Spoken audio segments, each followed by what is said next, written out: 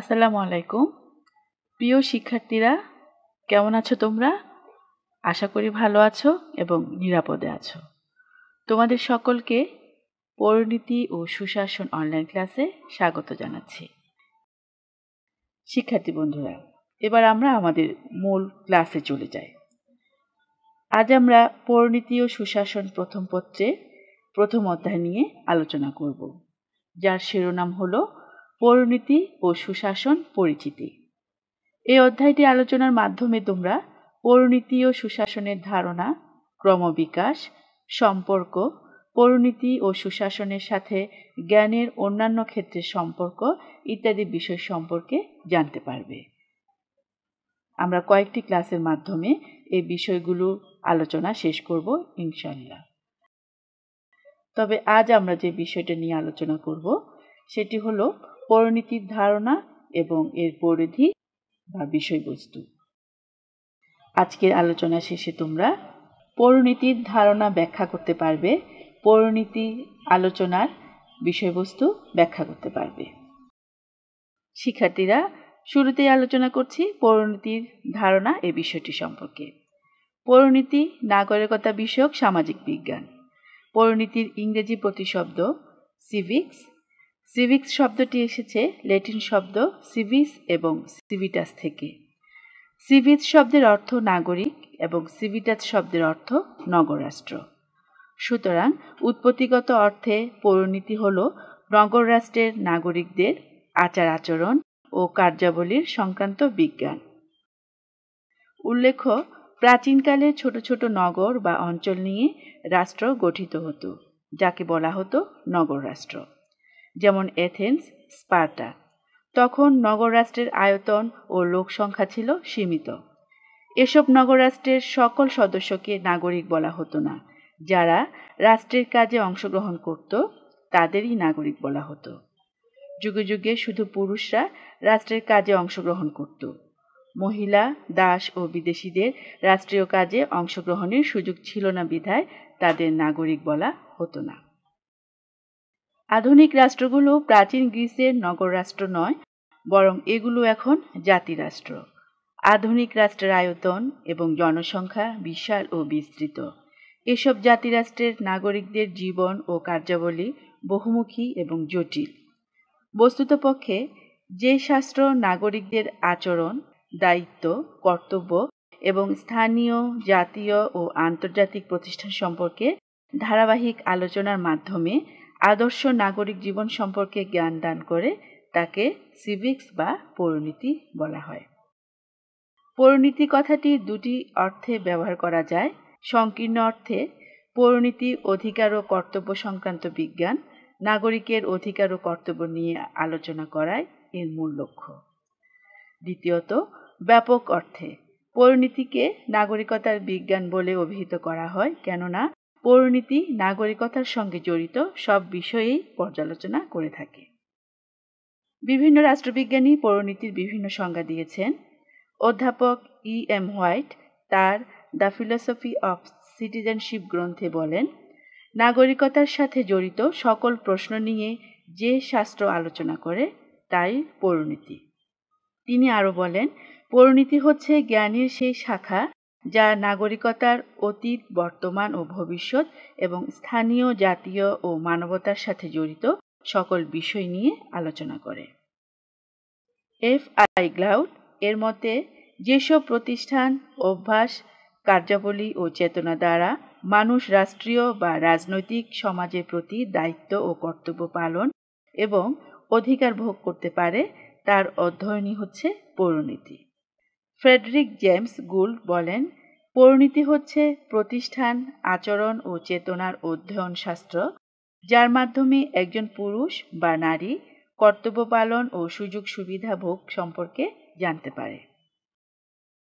ওয়েবস্টার্স international ডিকশনারিতে পরিণীতিকে বলা হয়েছে, পরিণীতি হল রাষ্ট্রবিজ্ঞানের সেই বিভাগ বা শাখা যা নাগরিকের অধিকার ও কর্তব্য নিয়ে আলোচনা করে।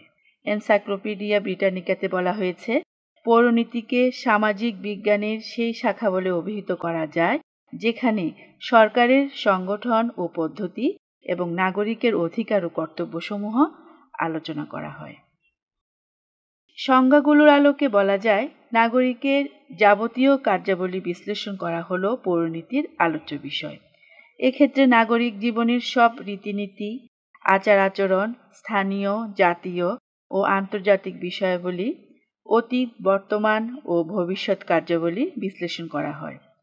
আর সামাজিক জীব হিসেবে নাগরিকের উপর অর্পিত সব দায়িত্ব, কর্তব্য, অধিকার, মানবতা ও মানবাধিকার ইত্যাদি বিষয় সমন্বয়ের মাধ্যমে আদর্শ সমাজ গঠনে প্রচেষ্টা চালানো হয়। সুতরাং জ্ঞানের যে শাখা নাগরিকতা ও এর সাথে সম্পর্কিত বিষয় নিয়ে আলোচনা করে তাকে পৌরনীতি বলে। পৌরনীতি ও সুশাসন নাগরিকতা বিষয়ক সামাজিক বিজ্ঞান, যার প্রধান আলোচ্য বিষয় হল নাগরিকের সামাজিক ও রাজনৈতিক কার্যাবলী পর্যালোচনা করা। এর মাধ্যমে নাগরিক জীবনের যাবতীয় বিষয় প্রতিফলিত হয়। ফলে নাগরিক সব বিষয়ই হল পৌরনীতি ও সুশাসনের বিষয়বস্তু।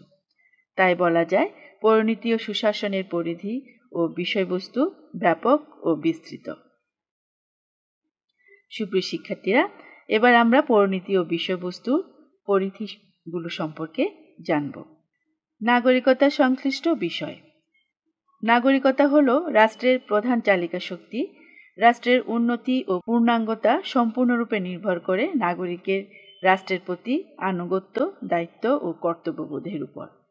নাগরিকরা কিভাবে রাষ্ট্রের বিভিন্ন কর্মকাণ্ডে অংশগ্রহণ করবে, কিভাবে রাষ্ট্রের নাগরিকত্ব লাভ করবে, সুনাগরিক হতে গেলে কিভাবে গুণাবলী অর্জন করবে, এই সব কিছুই পৌরনীতি ও সুশাসনের পরিধির মধ্যে পড়ে। নাগরিক অধিকার ও কর্তব্য সম্পর্কিত। নাগরিকদের প্রধান প্রধান অধিকার ও কর্তব্যের প্রশ্নগুলোর অনুসন্ধান এবং অনুশীলন হল পৌরনীতি ও সুশাসনের বিষয়বস্তু। পাশাপাশি শুধু অধিকার ভোগ না করে নাগরিককে কিভাবে রাষ্ট্রের প্রতি কর্তব্য পালন করতে হয় তাও পৌরনীতি সুশাসন আলোচনা করে থাকে। মৌলিক প্রতিষ্ঠান সম্পর্কিত। সমাজের বিভিন্ন মৌলিক প্রতিষ্ঠান নিয়ে আলোচনা করে পৌরনীতি ও সুশাসন। মৌলিক প্রতিষ্ঠানগুলোর উপর ভিত্তি করে রাষ্ট্র বিকশিত হয়। সমাজের সবচেয়ে আদি ও অকৃত্রিম প্রতিষ্ঠান হল পরিবার। পরিবার নিয়ে আলোচনা করার পাশাপাশি সমাজ, গোত্র, সম্প্রদায়, রাষ্ট্র প্রভৃতি মৌলিক প্রতিষ্ঠান পৌরনীতির বিষয়বস্তুর মধ্যে পড়ে। রাজনৈতিক প্রতিষ্ঠান সম্পর্কিত। সামাজিক প্রতিষ্ঠানের পাশাপাশি রাষ্ট্রের রাজনৈতিক প্রতিষ্ঠানটিও পৌরনীতির আলোচনার বিষয়বস্তুর অন্তর্ভুক্ত। পৌরনীতি রাষ্ট্রবিজ্ঞানের একটি শাখা, তাই নাগরিকের রাজনৈতিক কার্যাবলীর সাথে সংশ্লিষ্ট বিভিন্ন প্রতিষ্ঠানের ধারণা পৌরনীতির পরিধির মধ্যে অন্তর্ভুক্ত। রাজনৈতিক তত্ত্ব। পৌরনীতি ও সুশাসন একটি গতিশীল সামাজিক বিজ্ঞান। রাষ্ট্রের রাজনৈতিক কার্যাবলীর সাথে এর গভীর সম্পর্ক রয়েছে। রাষ্ট্রের উৎপত্তি ও ক্রমবিকাশ এবং বিভিন্ন তত্ত্ব ও মতবাদ নিয়েও পৌরনীতি আলোচনা করে থাকে। সামাজিক ও রাজনৈতিক বিমূর্ত বিষয়। সামাজিক ও রাজনৈতিক অঙ্গনের বিমূর্ত বিষয় যেমন আইন, স্বাধীনতা, সাম্য, দেশপ্রেম, জাতীয়তা, নৈতিকতা, সার্বভৌমত্ব প্রভৃতি বিষয় নিয়ে পৌরনীতি ও সুশাসন বিশদ আলোচনা করে থাকে। নাগরিকের স্থানীয় বিষয় সম্পর্কিত আলোচনা। নাগরিকের ব্যক্তিজীবনের সাথে ওতপ্রোতভাবে জড়িয়ে আছে স্থানীয় প্রতিষ্ঠানসমূহ। নাগরিকগণ ব্যক্তিগতভাবে স্থানীয় বিভিন্ন প্রতিষ্ঠানের সাথে জড়িত, যেমন ইউনিয়ন পরিষদ, উপজেলা পরিষদ, জেলা পরিষদ ইত্যাদি। এসব প্রতিষ্ঠানের যাবতীয় বিষয় পৌরনীতি ও সুশাসনের আলোচনার অন্তর্ভুক্ত বিষয়। নাগরিকের জাতীয় দিক সম্পর্কে আলোচনা। শুধু নাগরিকের স্থানীয় বিষয় নিয়ে আলোচনা করে না, পৌরনীতি ও সুশাসন জাতীয় দিক নিয়েও আলোচনা করে থাকে। রাষ্ট্রের প্রতি আনুগত্য প্রকাশ, রাষ্ট্রের অভ্যন্তরে অধিকার ও কর্তব্য সম্পর্কে পূর্ণ ধারণা লাভ ইত্যাদির মাধ্যমে নাগরিকের জাতীয় পরিচয় ফুটে ওঠে। পৌরনীতি ও সুশাসন এসব জাতীয় প্রতিষ্ঠানসমূহের ভূমিকা নিয়ে আলোচনা করে থাকে। নাগরিকের আন্তর্জাতিক সম্পর্কের বিষয়। নাগরিকের জীবন স্থানীয় ও জাতীয় বিষয়ের মধ্যে সীমাবদ্ধ নয়। আন্তর্জাতিক পরিমণ্ডলে নাগরিকের কি কি অবস্থান হতে পারে তার বিবরণ পৌরনীতি ও সুশাসনের বিষয়বস্তুর মধ্যে অন্তর্ভুক্ত। বর্তমান আধুনিক ও বিশ্বায়নের যুগে নাগরিকগণ বিশ্ব নাগরিকের মর্যাদা লাভ করেছে। রাষ্ট্রের সাথে সাথে নাগরিকের পরিচয় ঘটেছে বিভিন্ন আন্তর্জাতিক প্রতিষ্ঠান ও সংস্থার সাথে। পৌরনীতি ও সুশাসন নাগরিকতার সাথে জড়িত বিভিন্ন বিশ্ব সংস্থা, আন্তর্জাতিক সম্পর্ক এবং এর কার্যাবলী সম্পর্ক নিয়েও আলোচনা করে থাকে। নাগরিকের অতীত, বর্তমান ও ভবিষ্যৎ সম্পর্কিত আলোচনা। পৌরনীতি ও সুশাসন নাগরিকতা বিষয়ক বিজ্ঞান। অতীতে নাগরিকের কি মর্যাদা ছিল, কারা নাগরিক হিসেবে গণ্য হতো, নাগরিক হিসেবে রাষ্ট্র থেকে কি কি অধিকার লাভ করত এবং বর্তমানে নাগরিকগণ কি কি মর্যাদা পাচ্ছে, সরকারের সাথে নাগরিকের সম্পর্ক কি ইত্যাদি বিষয়ে পূর্ণাঙ্গ আলোচনা পৌরনীতির অন্যতম আলোচ্য বিষয়। এভাবে পৌরনীতি ও সুশাসন নাগরিক জীবনের সাথে সংশ্লিষ্ট বিভিন্ন রাজনৈতিক, সামাজিক বিষয়ের রূপ, অতীত ও বর্তমানের আলোকে ভবিষ্যতের দিক নির্দেশনা প্রদান করে থাকে। নেতৃত্বের গুণাবলী সম্পর্কিত আলোচনা। পৌরনীতি ও সুশাসন রাষ্ট্রের নাগরিকদের কল্যাণকামী রাষ্ট্র প্রতিষ্ঠার জন্য সঠিক নেতৃত্বের মাধ্যমে বিভিন্ন দিক নির্দেশনা নিয়ে আলোচনা করে থাকে। সাংবিধানিক অগ্রগতি সম্পর্কিত। রাষ্ট্রের সাংবিধানিক অগ্রগতি ও ধারা নিয়ে পৌরনীতি ও সুশাসন আলোচনা করে। একটি রাষ্ট্রের সংবিধান বিকশিত হওয়ার প্রেক্ষাপট, বিভিন্ন সময়ের সরকার ও তার গৃহীত পদক্ষেপ, সাংবিধানিক প্রতিষ্ঠানগুলোর বিকাশ সাধন ইত্যাদি বিষয় পৌরনীতি ও সুশাসনের বিষয়বস্তুর অন্তর্ভুক্ত। সুশাসন। সুশাসন প্রত্যয়টি অতি সম্প্রতি পৌরনীতিতে যুক্ত হয়েছে। নাগরিক জীবন সুন্দর, সহজ ও কল্যাণময় করার জন্য রাষ্ট্রে সুশাসন দরকার।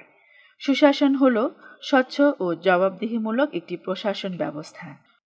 পৌরনীতি সুশাসন প্রতিষ্ঠার জন্য করণীয়, সুশাসনের সমস্যা, কিভাবে এর সমাধান করা যায় তা সম্পর্কে আলোচনা করে।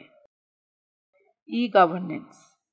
আধুনিককালের সরকারি বেসরকারি প্রতিষ্ঠানে যোগাযোগের অন্যতম মাধ্যম হল ই-গভর্নেন্স। এর লক্ষ্য হল তথ্য ও যোগাযোগ প্রযুক্তির মাধ্যমে সরকার কর্তৃক নাগরিকদের উন্নত মানের সেবা প্রদান করা। উন্নয়নের চাবিকাঠি হিসেবে ই-গভর্নেন্স পৌরনীতি ও সুশাসনের পরিধি ও বিষয়বস্তুর সাথে অন্তর্ভুক্ত হওয়া একটি নতুন ঘটনা। রাজনৈতিক ঘটনাবলী। প্রতিটি রাজনীতিকে কেন্দ্র করে কিছু না কিছু রাজনৈতিক ঘটনা সংঘটিত হয়।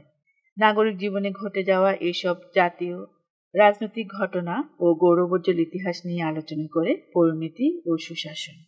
1957 সালের পলাশীর যুদ্ধ, 1905 সালের বঙ্গভঙ্গ, 1906 সালের মুসলিম লীগ প্রতিষ্ঠা, 40 সালের লাহোর প্রস্তাব, 1966 সালের 6 দফা, 1970 সালের নির্বাচন এবং 1971 সালের স্বাধীনতা যুদ্ধ ইত্যাদি। সুপ্রিয় শিক্ষার্থীরা, এতক্ষণ আলোচনা থেকে বোঝা গেল যে পৌরনীতি ও সুশাসনের পরিধি এবং বিষয়বস্তু ব্যাপক ও বিস্তৃত। নাগরিক জীবন যতদূর পর্যন্ত বিস্তার লাভ করেছে, পৌরনীতি ও সুশাসনের পরিধি এবং বিষয়বস্তু ততদূর পর্যন্ত বিস্তার লাভ করেছে। অর্থাৎ নাগরিক জীবনে নাগরিকের সামগ্রিক বিষয় পর্যালোচনা করা হলো পৌরনীতি ও সুশাসনের পরিধি এবং বিষয়বস্তু। সুপ্রিয় শিক্ষার্থীরা, আজকের আলোচনার মাধ্যমে তোমরা পৌরনীতির ধারণা এবং পৌরনীতির পরিধি সম্পর্কে কিছুটা হলেও অবগত হয়েছ। আমার আজকের আলোচনার প্রেক্ষাপটে তোমাদের জন্য ছোট্ট একটি বাড়ির কাজ। পৌরনীতি কিভাবে নাগরিক জীবনের সাথে সংশ্লিষ্ট বিষয়ের ভবিষ্যতের দিক নির্দেশনা দিয়ে তা নিজের ভাষায় লিখো। আশা করি তোমরা বাড়িতে অনুশীলন করবে। সুপ্রিয় শিক্ষার্থীরা, পরবর্তী ক্লাসে পৌরনীতি পাঠের প্রয়োজনীয়তা সম্পর্কে আমরা আলোচনা করব। আশা করব তোমরা সেই ক্লাসেও যুক্ত হবে। আজ এই পর্যন্ত। পরবর্তী ক্লাসে আবার তোমাদেরকে নিয়ে ফিরবো ইনশাআল্লাহ। ততক্ষণ পর্যন্ত সবাই ভালো থাকবে, সুস্থ থাকবে এবং নিরাপদে থাকবে। সকলকে ধন্যবাদ।